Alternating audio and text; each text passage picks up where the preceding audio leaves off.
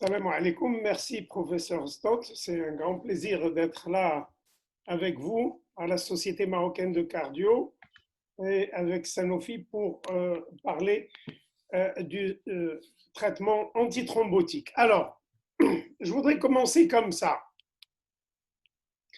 Quand on cherche sur Google bleeding risk, donc le risque de saignement, qui est la première cause de poursuite médicale, eh bien on voit que beaucoup d'antiagrégants anticoagulants, des antithrombotiques, sont responsables de saignements et de poursuites judiciaires. Et ces poursuites judiciaires sont tellement fréquentes aux États-Unis que, eh bien, maintenant, il y a des bureaux d'avocats qui sont spécialisés dans chaque molécule. Et donc, c'est vraiment quelque chose qui est très fréquent, très important, et c'est la première cause de poursuite médicale, c'est que quand on donne un médicament qui fait saigner. Donc, voilà. Et il est noté que beaucoup de compagnies sont poursuivies en justice et il y en a eu qui ont été poursuivis pour le simple fait qu'ils ont parlé de saignement, bleeding, sans parler du mot fatal, potentially fatal bleeding, parce qu'ils devaient dire que ces saignements peuvent être potentiellement mortels. Voilà. Alors, quels sont les paramètres importants qui doivent nous alerter du risque de saignement? Eh bien, c'est essentiellement l'âge, le saignement précédent et l'hémoglobine. Trois paramètres très importants qui nous disent qu'il y a un haut risque de saignement chez une personne. L'âge, le saignement auparavant et le taux d'hémoglobine lorsqu'il est bas. Je voudrais retourner en 2009, c'est-à-dire un peu plus de 10 ans. Et quand on parlait de risque de saignement dans le syndrome coronaire aigu, comme ici dans les recommandations de l'American Heart, eh bien, regardez qu'est-ce qui est écrit. Si le risque de morbidité à cause d'un saignement est supérieur aux bénéfices anticipés des thiénopyridines, alors il faut les arrêter plus tôt. Eh bien, je me rappelle très bien à l'époque qu'on se disait comment je vais faire pour savoir que le risque de morbidité à cause des saignements est supérieur au risque du bénéfice. Comment je vais évaluer ce risque? Comment je vais le chiffrer? Et à l'époque, en 2009, dans les recommandations, on nous disait à vous de juger, mais comment juger? Quel outil utiliser? Il n'y avait pas d'outil. Et ils ont commencé à se développer depuis ce temps-là. Et aujourd'hui, on peut dire qu'en 2020, sur les recommandations du non-STEMI, eh bien, les choses sont beaucoup plus claires. Ça se présente comme ça. Pour le choix d'un traitement antithrombotique selon l'ESC il y a quelques mois, eh bien, le choix du médicament, la dose, la durée dépend de plusieurs facteurs. Vous les voyez en haut. Mais au fait, ça se résume à deux choses, risque de saignement et risque ischémique, et cette balance. Et aujourd'hui, en 2020, il y a des outils. Il y a des outils, c'est le ARC Bleeding Risk et le Precise DAPT qui existe depuis déjà 3 ans. Mais l'ARC apparaît dans les recommandations, c'est une évaluation du risque de saignement. Et le risque ischémique, il y a aussi une façon de l'évaluer et pour décider de sa sévérité. Donc je crois qu'aujourd'hui, on a les armes pour pouvoir évaluer le risque de saignement et le risque d'ischémie chez les patients qui ont un syndrome coronaire aigu. Bon, mais là, je vais fermer cette parenthèse, je vais la fermer pour passer à un cas clinique et vous allez voir qu'il n'a pas forcément directe relation avec ce que nous disons. Et s'il vous plaît, ça va être peut-être votre premier malade ce matin, mais en tout cas, on va le traiter ensemble et vous aurez à choisir quel traitement et comment. 75 ans. Il est hypertendu et diabétique depuis 10 ans et c'est un vrai malade. C'est une vraie histoire. Et ça a commencé le 3 septembre 2020 par une syncope le matin, petit matin, et il vient consulter vers 11 heures pour sa syncope. C'est une syncope vraie qui a vraiment l'allure vasovagale puisque ça se passait le petit matin au réveil et classiquement, paf, perte de connaissance et chute. Bon, à l'examen, sa tension est à 13,5, 7,5. L'examen cardiaque est normal. L'examen neurologique est normal. Je vous rappelle qu'il vient me voir à 11 heures alors qu'il a fait sa syncope à 6 heures ou 7 heures du matin, donc quelques heures après. Son ECG, le voilà. Bon, en dehors de cette extrasystole, il n'y a rien de particulier. Et à l'échographie, une bonne fonction VG, une écho normale, des valves normales, c'est une bonne écho. Le Doppler carotidien également est normal et on se dit, bon, les examens sont normaux, eh bien, monsieur, très probablement, vous avez fait une syncope vagale. Et puis, on se réfère très vite un petit peu aux recommandations et on se dit, qu'est-ce que je fais? C'est une syncope qui vient d'avoir lieu. C'est une syncope qui date de moins de 24 heures. Alors, qu'est-ce que je fais? Est-ce que je l'hospitalise? Ou bien, en ambulatoire, je peux demander un holter rythmique et un tilt test parce qu'il a fait quand même ce malaise qui est très probablement vagal. Et on se réfère un petit peu aux recommandations sur la prise en charge des syncopes. Et on se dit, ce monsieur, il n'a pas les critères de haut risque ni de très haut risque, et il est plutôt ici puisque ça semble être réflexe ou orthostatique et qu'on pourrait ne pas l'hospitaliser. Et à ce moment-là, on se dit, bon, on n'a aucun critère de gravité pour l'hospitaliser pour cette syncope, qui est tout vraisemblablement une syncope vagale. Donc, eh ben, on va l'explorer à titre externe et puis on se dit, ben, il a un diabète depuis 10 ans et puis et si jamais ce malaise il y a 4 heures ou 5 heures était une manifestation d'un syndrome coronaire aigu qui débute, alors on se dit, ben, on va lui donner quand même un dosage de troponine à faire et en fonction du résultat, on sera plus tranquille avec une troponine normale. La troponine, il nous l'envoie vers 17h, 18h, 18h, et voilà le résultat, 10, c'est-à-dire que pour un taux entre 2 et 100, on est dans la zone grise. Donc c'est un résultat en zone grise. Ce n'est pas un résultat normal qui serait moins de 2. Et à ce moment-là, on dit, monsieur, bon, votre résultat est dans une zone grise, normalement, vous devez le refaire 3 heures après, 2 heures après, selon cette méthode, si c'est le même labo, 2 heures après cette première mesure. Mais il l'a fait à 15 heures et puis il nous l'envoie à 18 heures et il me dit, le labo est maintenant fermé, qu'est-ce que je fais? Oh là là. Et je ne peux pas refaire. Est-ce que je la fais dans un autre labo, par exemple? Et on résume un peu la situation suivante. 75 ans, diabétique, syncope, même si elle est d'allure vasovagale, une troponine dans la zone d'ombre. Et puis il se dit, bon, il n'y a pas de douleur, mais j'ai des petits picotements, des petites choses.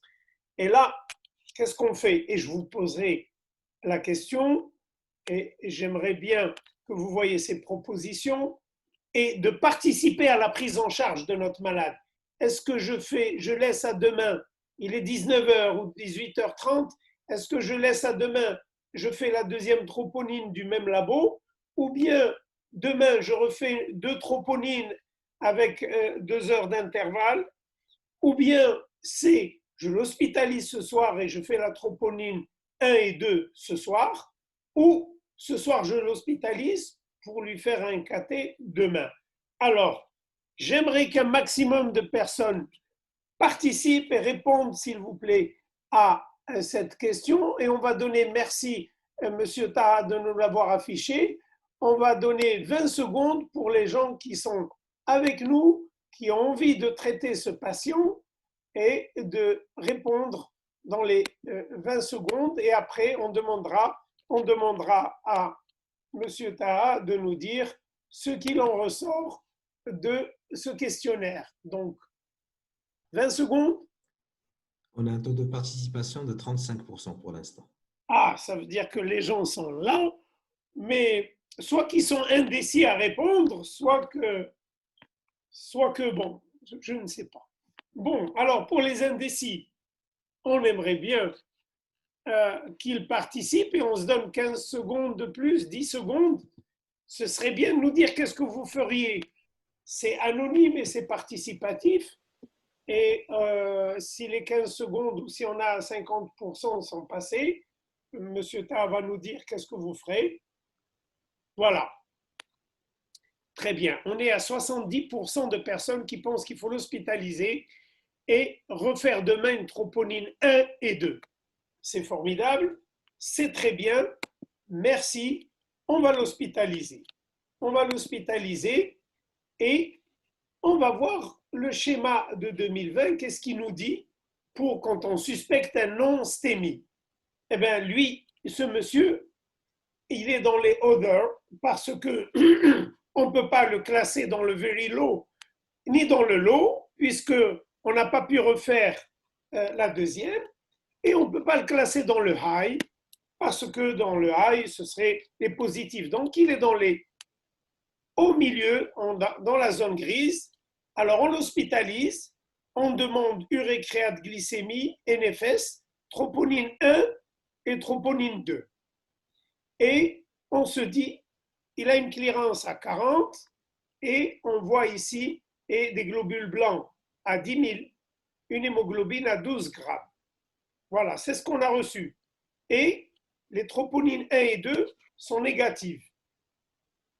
Eh bien, quand on voit ça, on se dit, bon, on est là, l'écho est normal, et au début, on avait une zone d'ombre, ben, peut-être que entre le soir et le lendemain, elle a encore baissé puisque c'était 10, et que maintenant, 2 négatives, mais on n'oublie pas celle d'hier qui était dans la pénombre, et on se pose la question, est-ce que je l'envoie malgré tout ce tableau-là? Et on pose des questions, est-ce qu'il n'y a pas de douleur? Il dit, des petites choses.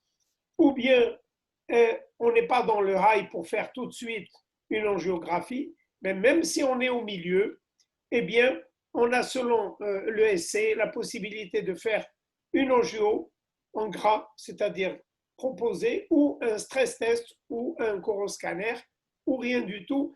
Eh bien, ce qui a été décidé, c'est un petit peu de voir la prise en charge du non-STEMI, et on se rend compte qu'il n'y a aucun critère pour faire une choro, bien sûr, tout de suite, mais dans les 24 heures, eh bien, il a un score de grâce qui est à 142, eh bien, on va se décider à la faire dans les 24 heures qui suivent cette coronarographie.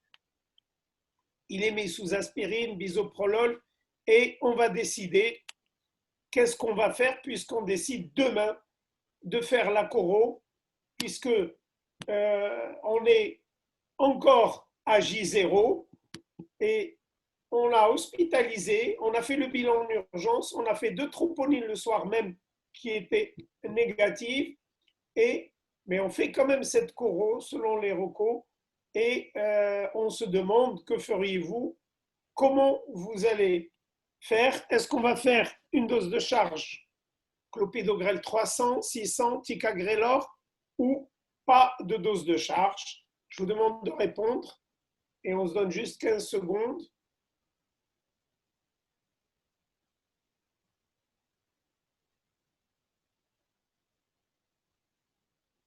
C'est bon?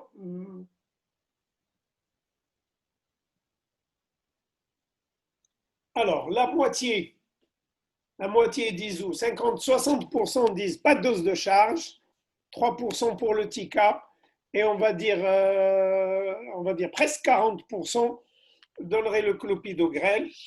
Là, je vous dis tout de suite, on est libre du laboratoire, on fait un cas clinique open, Donc, on aurait donné le clopidogrel si ce n'est les nouvelles recommandations du 1er septembre 2020 sur le non-STEMI, où on nous dit que ce n'est pas recommandé d'administrer un pré-traitement par des antiagrégants P2, Y12 chez les patients qui ont une anatomie coronaire qui n'est pas connue dans la prise en charge précoce. Donc, ce sera fait après la coronarographie et pas avant.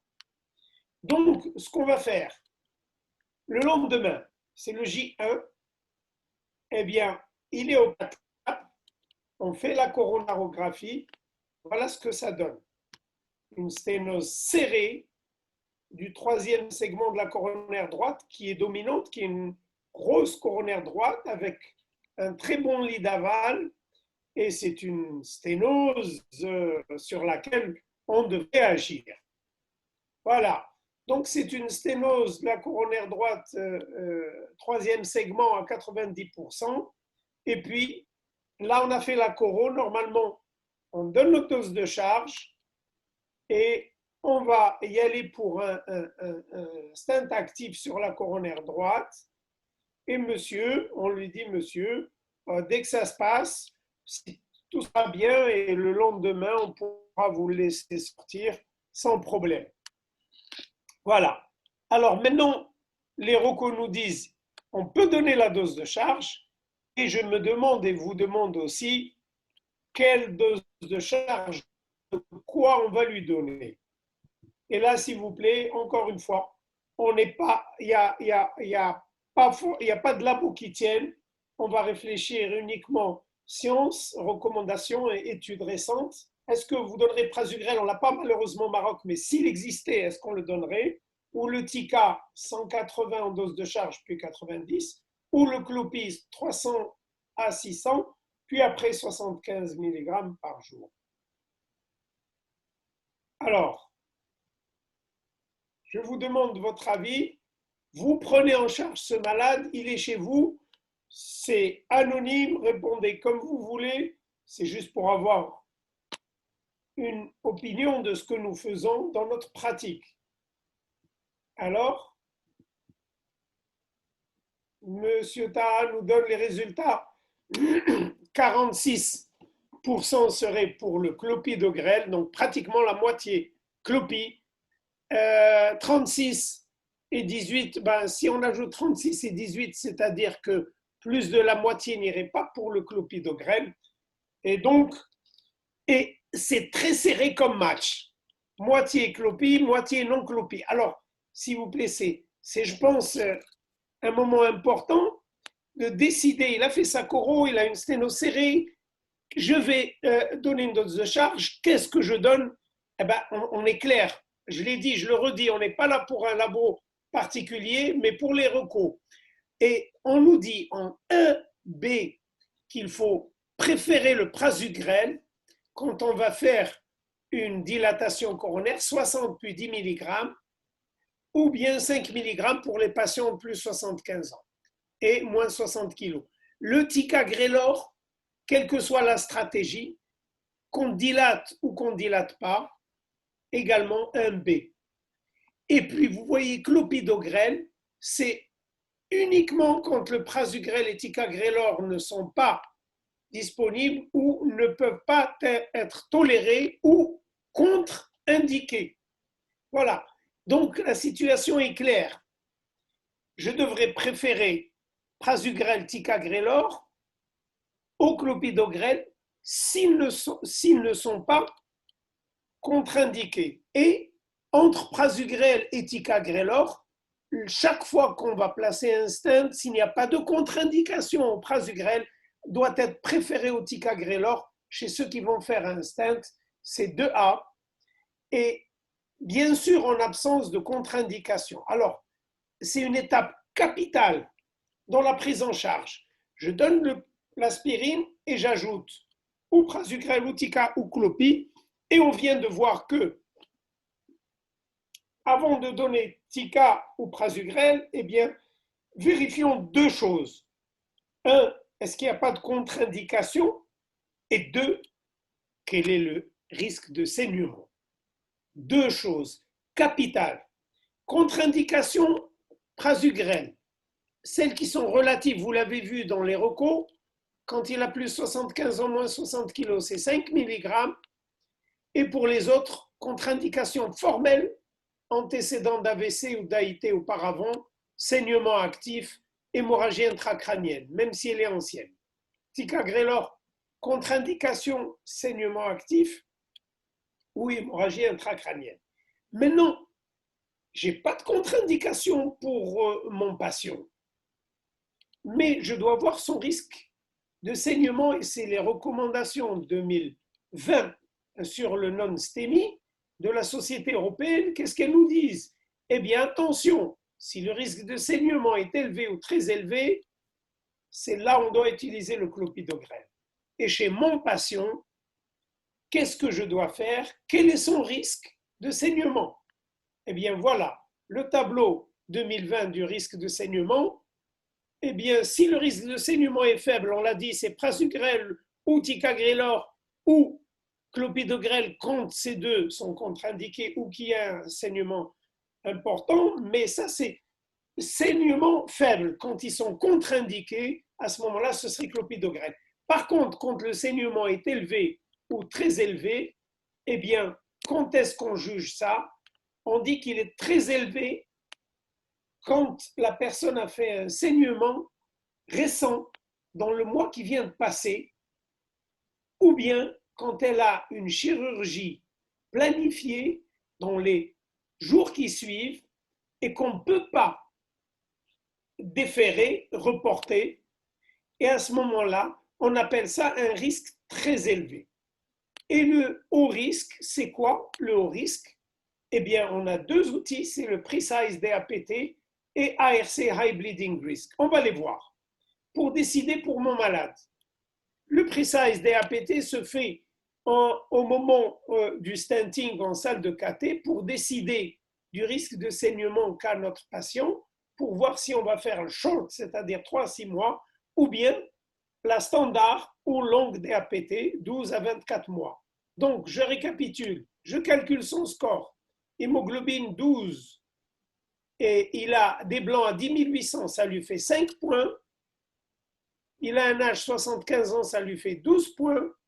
Une clearance à 40, ça lui fait 15 points. Si on fait le total, ça fait 32 points. Et 32, c'est supérieur à 25. Il a un risque hémorragique qui est élevé.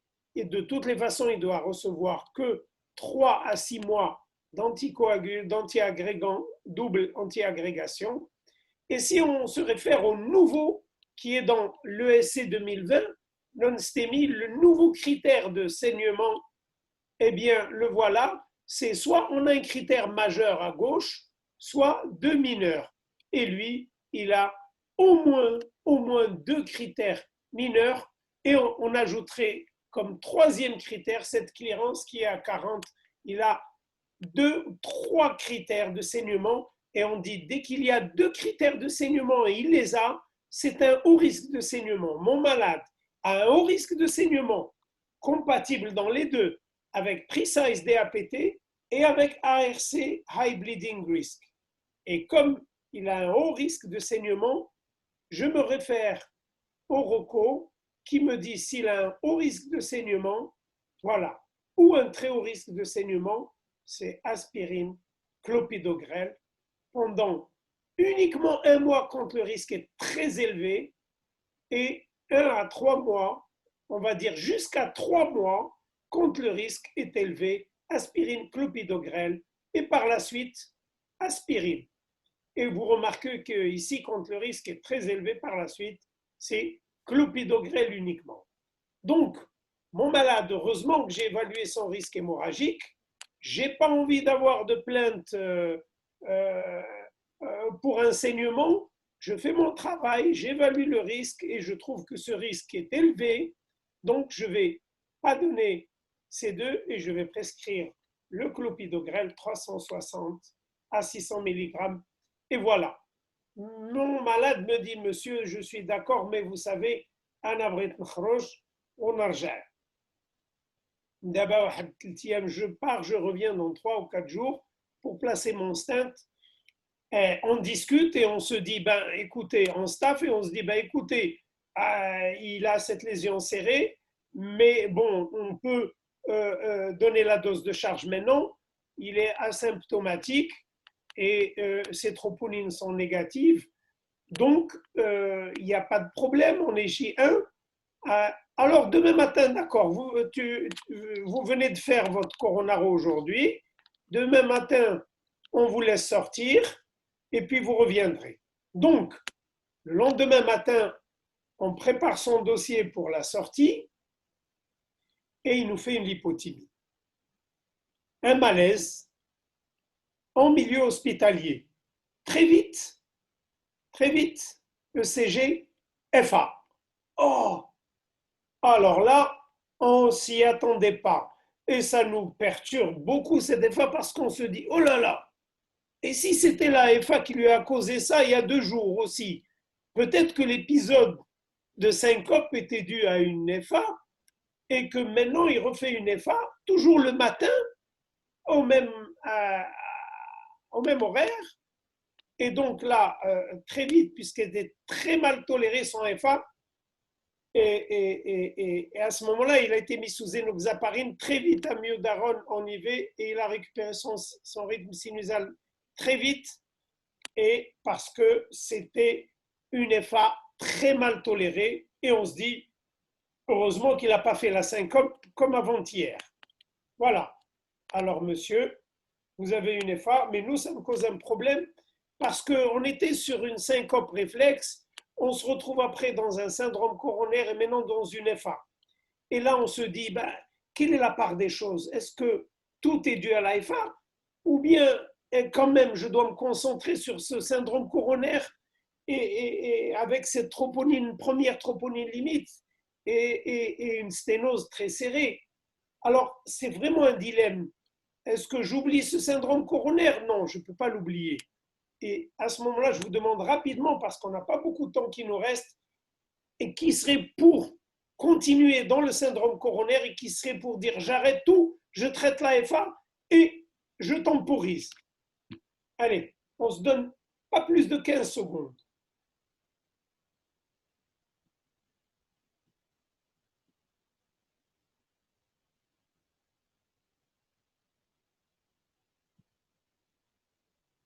C'est bon? Alors, on voit que les 3 quarts, bon, on réfléchit avec sagesse pour dire que c'est le syndrome coronaire, mais ça ne veut pas dire qu'ils ont raison, forcément, parce qu'effectivement, il se peut que cette FA soit responsable de tout.